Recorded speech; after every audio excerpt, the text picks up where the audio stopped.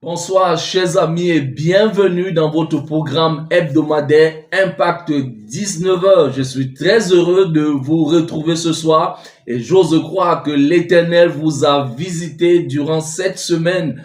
Moi, je bénis le Seigneur parce qu'il m'a visité, il a visité notre famille et nous sommes reconnaissants pour sa grâce.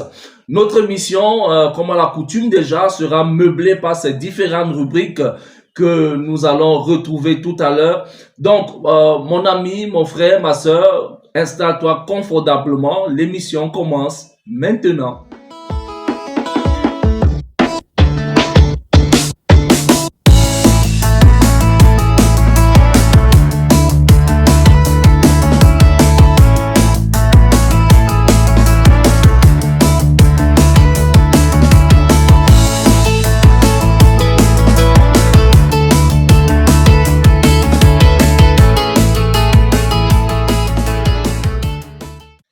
Bienvenue à la première rubrique de ce soir, Instant d'adoration, et nous avons l'immense honneur aujourd'hui d'écouter un chœur d'hommes venu de la RDC, la République démocratique du Congo, et le titre c'est « Nous sommes des passagers ».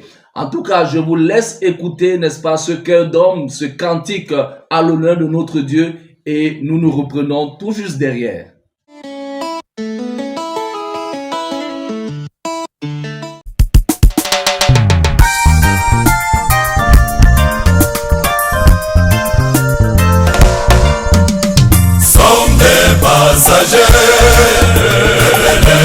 Sur la terre, nous allons à Jérusalem, sainte cité de Dieu, la sainteté iranienne, jour et nuit, et la gloire de Dieu, notre but est d'arriver à Jérusalem nouvelle, notre but est d'arriver à Jérusalem nouvelle.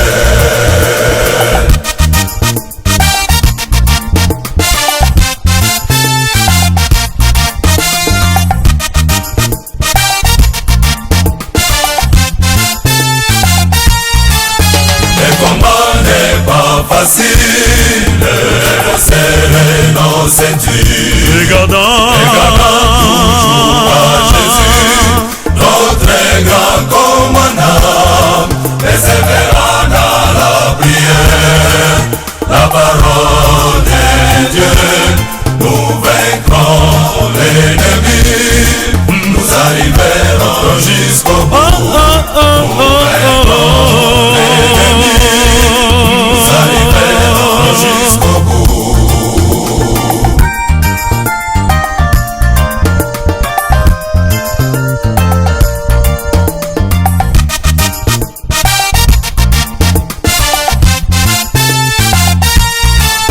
La couronne est réservée à ceux qui seront vainqueurs, qui seront privilégiés par Jésus, roi des rois. habiteront un millénium et la gloire de l'Éternel les éclairera tous les jours. et la gloire de Yahweh Les éclairera tous les jours.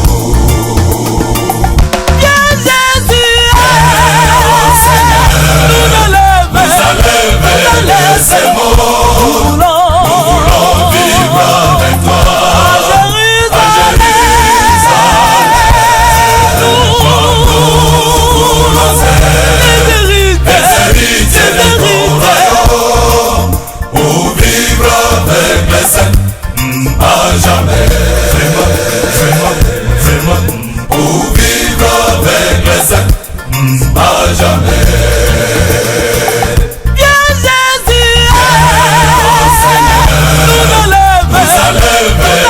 Ces mots, nous voulons vivre avec toi à Jérusalem. Nous voulons hériter de ton royaume pour vivre avec les saints à jamais.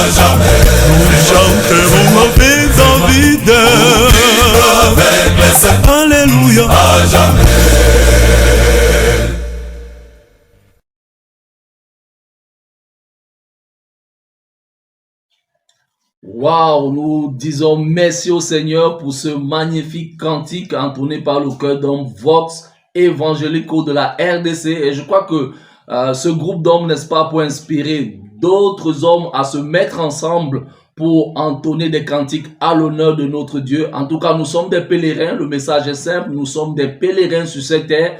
Nous ne devons pas nous attacher aux choses de la terre, car nous allons à Jérusalem, là au ciel, n'est-ce pas, là où il y aura toute la richesse possible. Nous allons à Jérusalem, là où il y aura toutes les récompenses possibles. Merci, n'est-ce pas, à ce cœur d'homme et pour ce magnifique cantique à l'honneur de notre Dieu. Chers amis, nous passons à une autre rubrique, la rubrique appelée « Graines de sagesse ».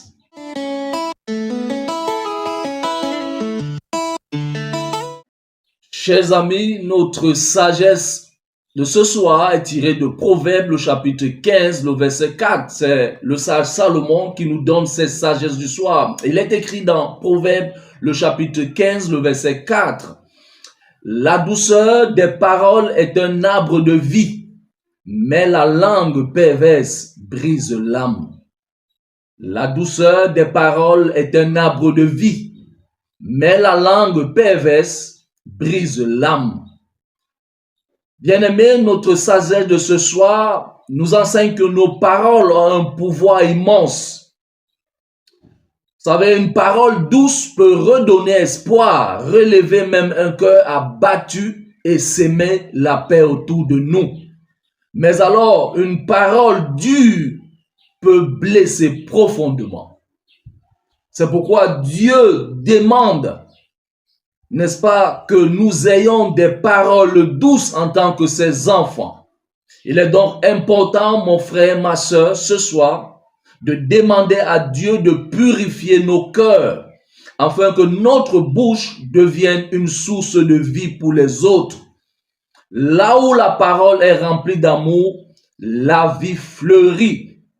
Voilà donc la sagesse de ce soir. Que Dieu te bénisse, toi qui as écouté cette sagesse, et que partout tu seras, que tu mettes en pratique cette sagesse pour la gloire de notre Dieu. Chers amis, nous passons à une nouvelle rubrique, la rubrique appelée « Message de vie ».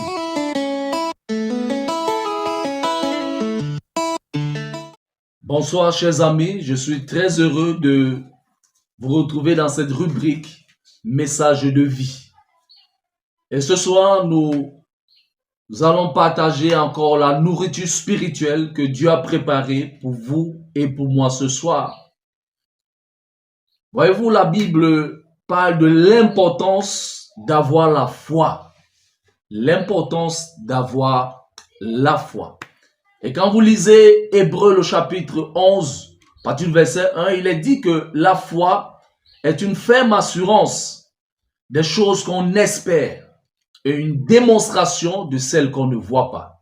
La foi est une ferme assurance des choses qu'on espère et une démonstration de celles qu'on ne voit pas. Mon ami, il est très difficile de croire en quelque chose qu'on ne voit pas. Humainement parlant, c'est très difficile de croire en ce qu'on ne voit pas. Et Thomas, encore appelé Didyme, illustre parfaitement ce que je suis en train de dire. Voyez-vous, Jésus est ressuscité. Et Jésus apparu, n'est-ce pas, chez les disciples. Mais Thomas n'étant pas là, quand les disciples lui disent que Jésus est ressuscité, il ne croit pas. Il dit, il croira simplement quand il verra lui-même Jésus et qu'il va voir les blessures au niveau de ses mains. Et quelques jours plus tard, Jésus va venir et Thomas était au milieu d'eux. Et Jésus va dire à Thomas, heureux ceux qui ont cru sans voir. Heureux ceux qui ont cru sans voir. Chers amis, je sais que c'est difficile. Et Jésus également le sait. Voyez-vous, parfois, à cause des problèmes, à cause des difficultés que nous rencontrons, nous avons l'impression que Dieu ne nous écoute pas. Nous faisons des prières, nous jeûnons. 1 an, 2 ans, 5 ans, on a l'impression que Dieu ne nous écoute pas. On se dit, est-ce que Dieu existe même réellement? Est-ce qu'il me comprend? Est-ce qu'il sait que je suis son fils? À cause des difficultés, le découragement hante, le doute s'installe sur notre propre identité et celui de l'existence même de Dieu. Humainement, c'est difficile de croire en ce qu'on ne voit pas. C'est difficile, c'est pas facile. Et la Bible, ce soir, nous raconte une histoire, un récit entre Jésus, un père et un fils. Et ce récit se trouve dans Marc, le chapitre 9, à partir du verset 20. Et à partir de ce récit, nous allons tirer quelques leçons spirituelles pour vous et pour moi. La Bible dit dans Marc, le chapitre 9, à partir du verset 20, « Et aussitôt que l'enfant vit Jésus, l'esprit agita avec violence. Il tomba par terre et se roulait en écumant. Jésus demanda au Père, combien y a-t-il de temps que cela lui arrive? Depuis son enfance, répondit-il. Et souvent l'esprit l'a jeté dans le feu et dans l'eau pour le faire périr. Mais si tu peux quelque chose, viens à notre secours. Aie compassion de nous. Au verset 23, Jésus lui dit, si tu peux, Jésus s'exclame, si tu peux, en reprenant l'expression de ce monsieur. Et Jésus dit, tout est possible à celui qui croit. Chers frères, chers sœurs, chers amis, cette histoire, n'est-ce pas, du chapitre 9 à partir du verset 20 de Marc, nous trouvons ici un père qui souffre parce que son enfant est malade. La Bible dit que son enfant est possédé. Et que depuis l'enfance, cet enfant est dans la difficulté. Les mauvais esprits le tourmentent.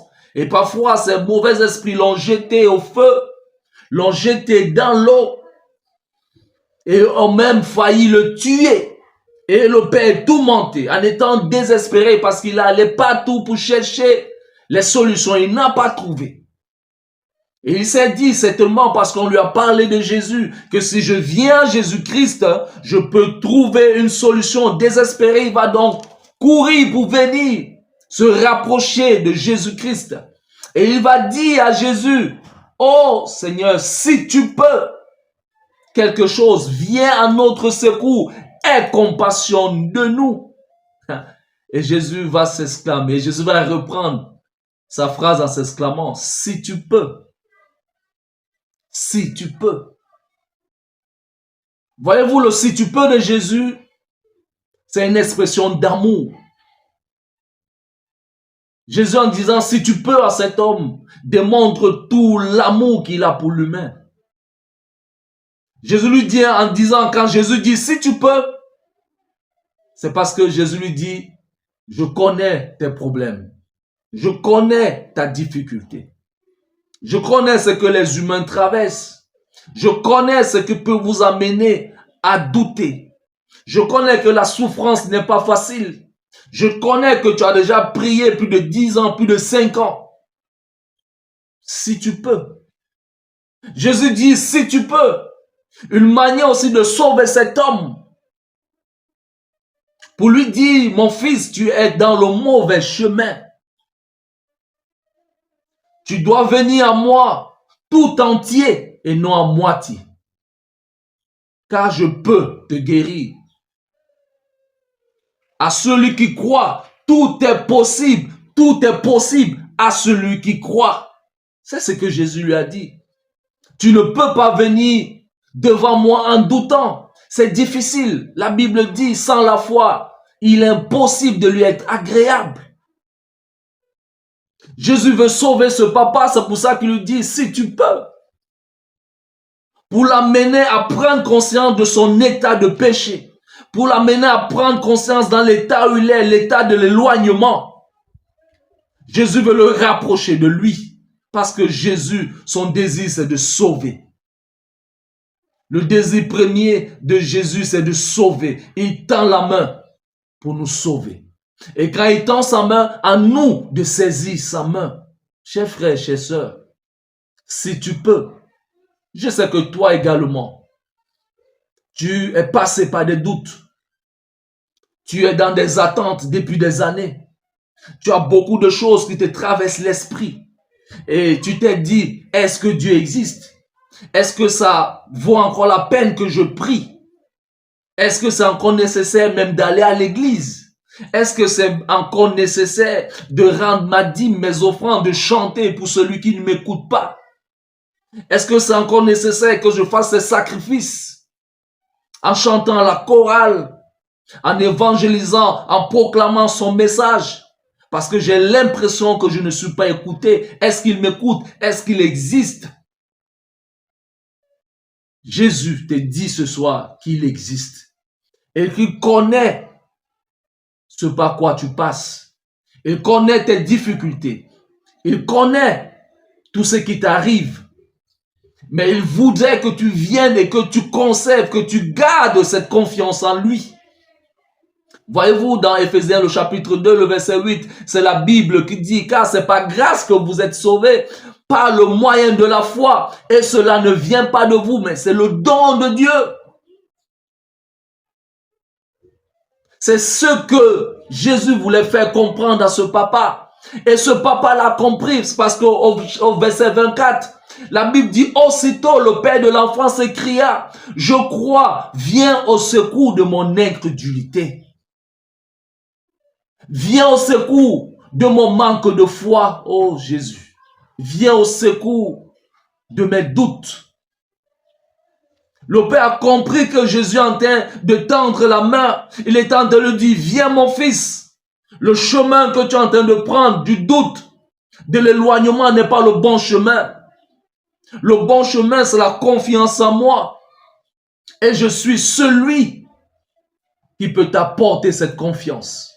C'est pourquoi le Père crie, viens au secours de mon manque de foi. Oh Seigneur, mon frère, ma soeur, c'est une réalité que nous oublions souvent. C'est une réalité que nous occultons souvent, que nous négligeons souvent. Que bibliquement, la foi est un don qui vient de Dieu. La Bible dit dans Éphésiens 2:8, c'est un don qui vient de Dieu.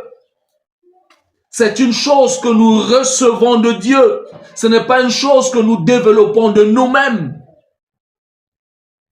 C'est pourquoi le Père l'a compris. Jésus lui dit, regarde, ouvre les yeux et comprends ce qui est en train de se passer. De toi-même, tu ne peux pas. Viens à moi. C'est pourquoi Jésus, si tu peux. Cette question a éclairé le visage de ce papa. Et il a dit, viens, pardonne, pardonne, pardonne, et viens au secours de mon incrédulité. Viens au secours de mon manque de foi et sauve-moi. En d'autres termes, donne-moi la foi qui me manque. Donne-moi la persévérance que je n'ai pas. Donne-moi la patience que je n'ai pas. Donne-moi la guérison que je ne peux pas avoir. Et c'est le message de ce soir.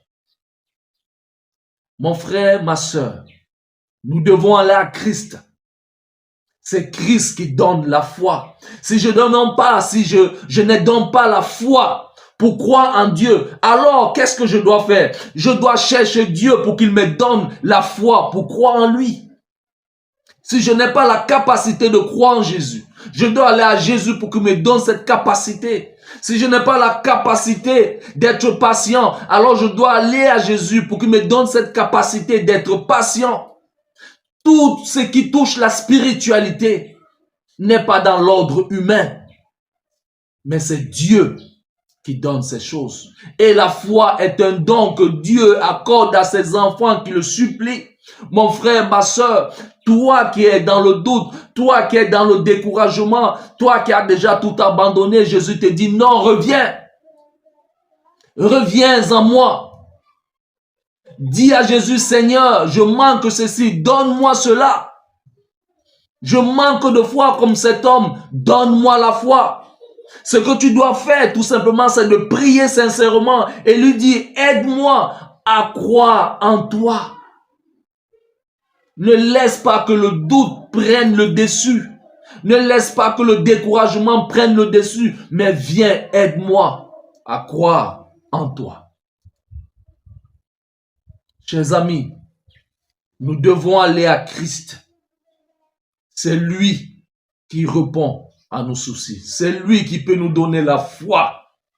Humainement parlant, nous allons prendre des décisions. 1 mois, 1 an, 2 ans, nous allons faiblir. Mais nous devons prier au quotidien. Dans nos prières quotidiennes, nous devons demander à Dieu constamment la foi. Nous devons demander à Dieu constamment la force de croire en lui, la force de résister. Parce que sans la foi, il est impossible de lui être agréable. C'est la foi qui a même permis à Christ de résister face à la tentation. Parce qu'il croyait à son Père et il priait au quotidien. La foi qui est un bouclier, une cuirasse contre les tentations. Mon frère, ma soeur, en ce soir, fais des paroles de ce Père, ta prière sincère en disant à Dieu, aide-moi à avoir la foi, aide-moi à croire en toi, aide-moi à être véritablement ton fils. Et quand vous lisez cette histoire, pour finir dans cette histoire, au verset 25, la Bible nous montre clairement que Jésus, voyant accourir la foule, va menacer l'esprit impur de cet enfant et lui dit, esprit muet et sourd, je te l'ordonne, sors de cet enfant, n'y entre plus.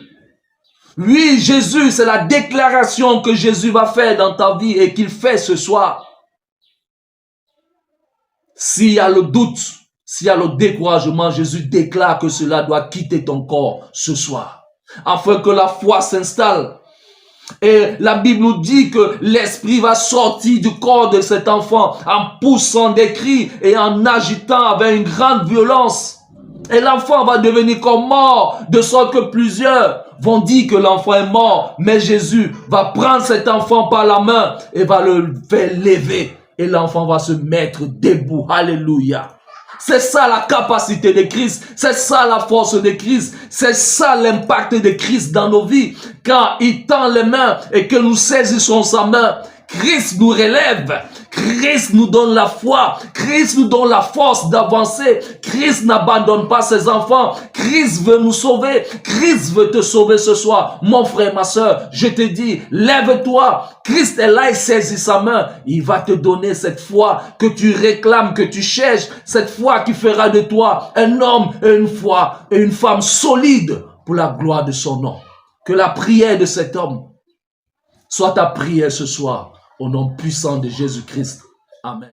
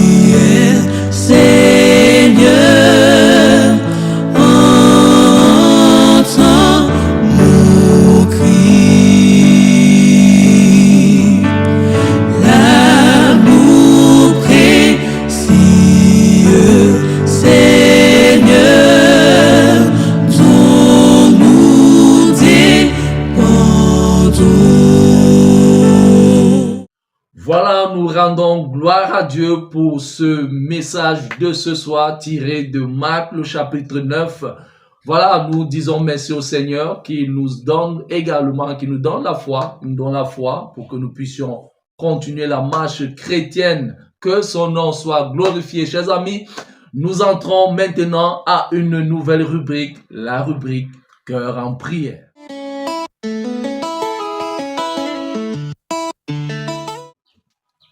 Peuple de Dieu, nous sommes arrivés à un moment où nous devons humilier nos âmes, nous devons prier.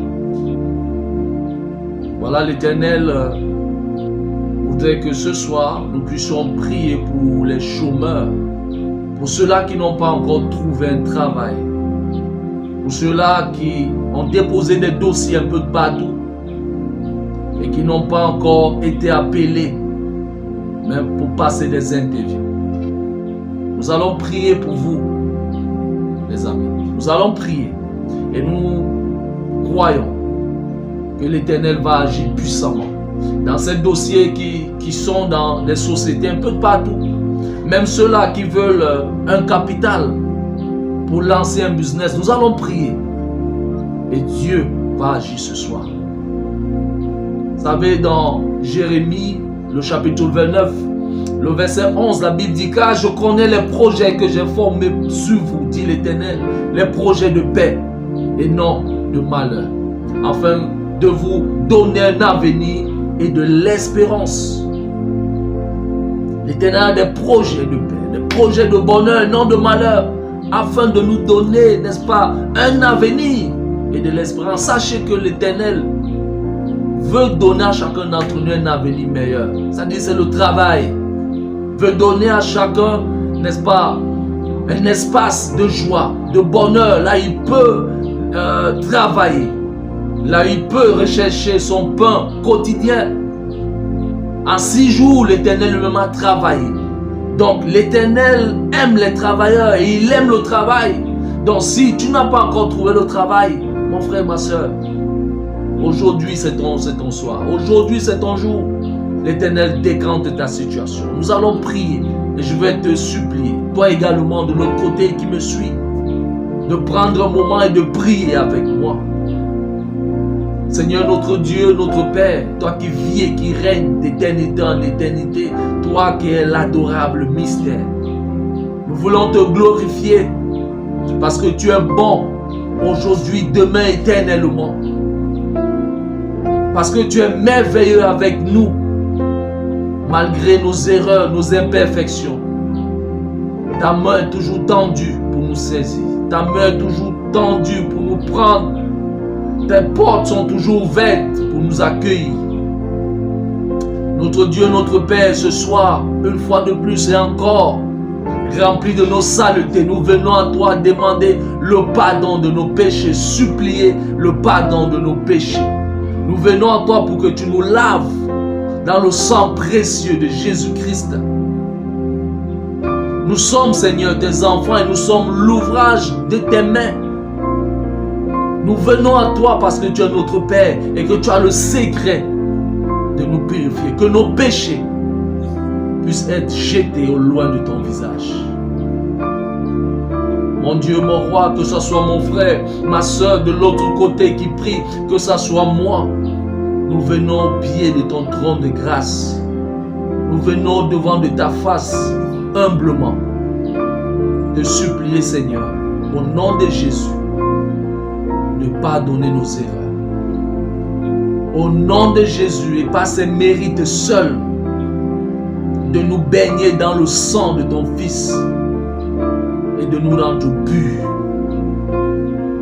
De nous rendre purs, de nous laver afin que nous devenions blancs comme de la neige. Que nos erreurs, que nos iniquités ne soient pas au devant de ton visage alors que nous sommes en train de prier. Nous sommes au devant de toi. Que l'Esprit Saint arrange nos prières. Que l'Esprit Saint, par des soupirs inexprimables, arrange nos paroles et les amène à toi, Seigneur.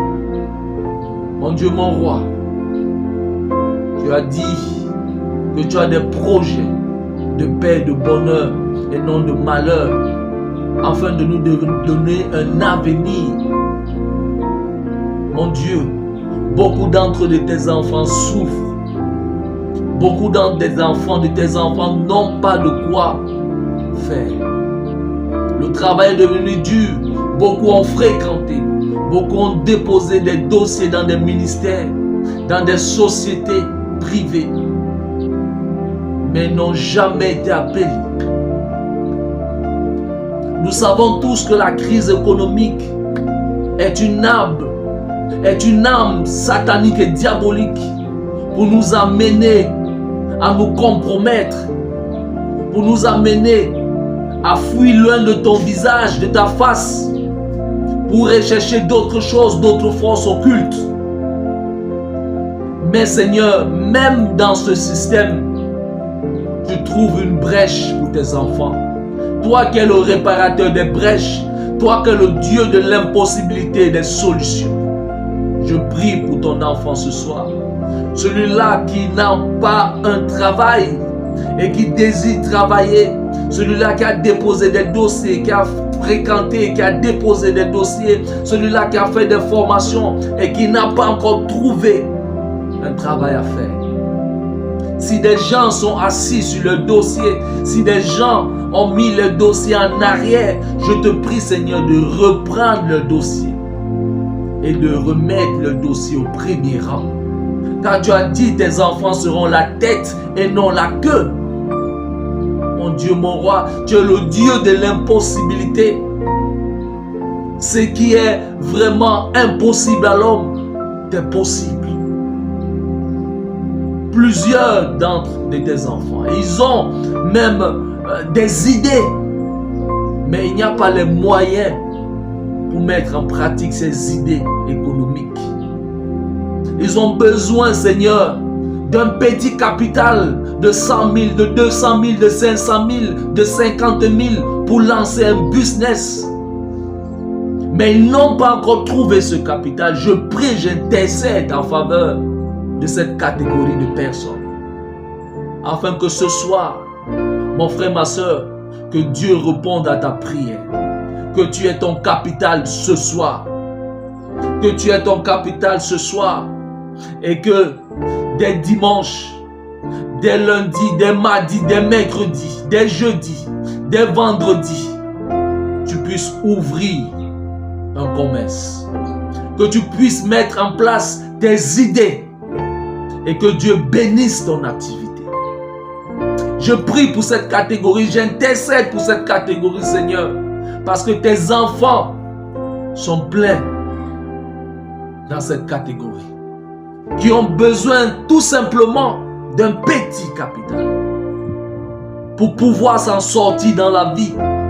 Parce que nous, tes enfants, tu nous as donné la sagesse de nous battre dans la vie. Je te prie, au nom puissant de Jésus, de répondre favorablement, Seigneur, à la requête de tes enfants. Nous prions, Seigneur. Et pour tous ceux-là, dont les dossiers ont été enterrés, dont les dossiers ont été déchirés, je te prie de restaurer. Pour ceux-là qui attendent des interviews cette semaine, pour ceux-là qui ont eu des promesses de travail, de poste, quelle que soit la société, que Seigneur, que tu répondes positivement, que tu viennes au secours de tes enfants, et que Seigneur, tes enfants puissent trouver quelque chose à faire, qu'ils puissent exercer ta volonté, celle de travailler. Car tu as travaillé en 6 jours et tu voudrais que tes enfants travaillent. Seigneur, parce que le travail éloigne de nous. Le vol, la nuit, ça nous éloigne, Seigneur, de beaucoup de maux. Ça nous éloigne, Seigneur, de la distraction. Et tu voudrais que nous soyons concentrés. C'est pourquoi, Seigneur, je prie au nom puissant de Jésus. Accepte cette prière que nous faisons ce soir. Accepte cette prière que nous élevons ce soir. Pour donner un travail à tes enfants. Pour donner un capital à tes enfants. Pour qu'ils puissent s'exercer également. Qu'ils puissent prendre soin de leur famille. qui puissent prendre soin d'eux-mêmes, qui puissent rendre, Seigneur, les dîmes et les offrandes. Comment pourront-ils rendre les dîmes et les offrandes s'ils n'ont même pas de travail? Comment pourront-ils t'adorer à travers leurs finances s'ils n'ont pas ces finances? Ils veulent t'adorer au travers de ce qu'ils ont. Donne-leur, Seigneur, cela en possession. Mon Dieu, mon roi, merci parce que je sais que tu interviens toujours. Et la Bible nous dit, car tu es merveilleux, que tu as des projets de paix et de bonheur, et non les projets de malheur, que tu es là pour nous donner un avenir. Oh Seigneur, que ton nom soit glorifié. Que ton nom soit glorifié. Que ton nom soit béni, Seigneur. Car les projets que tu as formés pour nous, que ces projets se réalisent au nom puissant de Jésus-Christ. Tu dis enfin que nous avons un avenir et de l'espérance. Que cette parole s'accomplisse dans ta vie ce soir. Que cette parole s'accomplisse dans ta vie ce soir, mon frère, ma soeur, au nom puissant de Jésus-Christ. Merci Seigneur. Merci Seigneur. Merci Seigneur. Que le nom de Dieu soit béni. Que le nom de Dieu soit béni. Va en paix, mon frère, ma soeur. Car l'Éternel a suivi. Il a suivi notre prière. Restons dans la confiance de notre Dieu. Car il sait le moment, l'heure où il va agir. Et ce moment sera le moment le plus merveilleux de ta vie. Va en paix, au nom puissant de Jésus-Christ. Amen.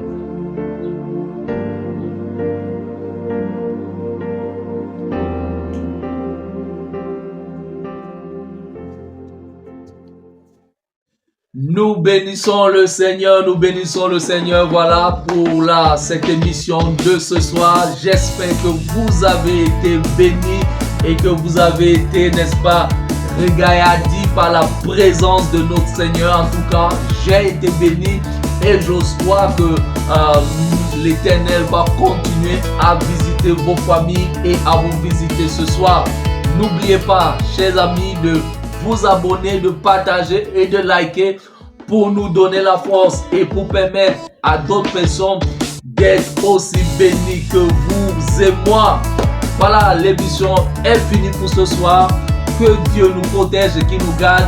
Et rendez-vous pour une prochaine édition. Bye bye.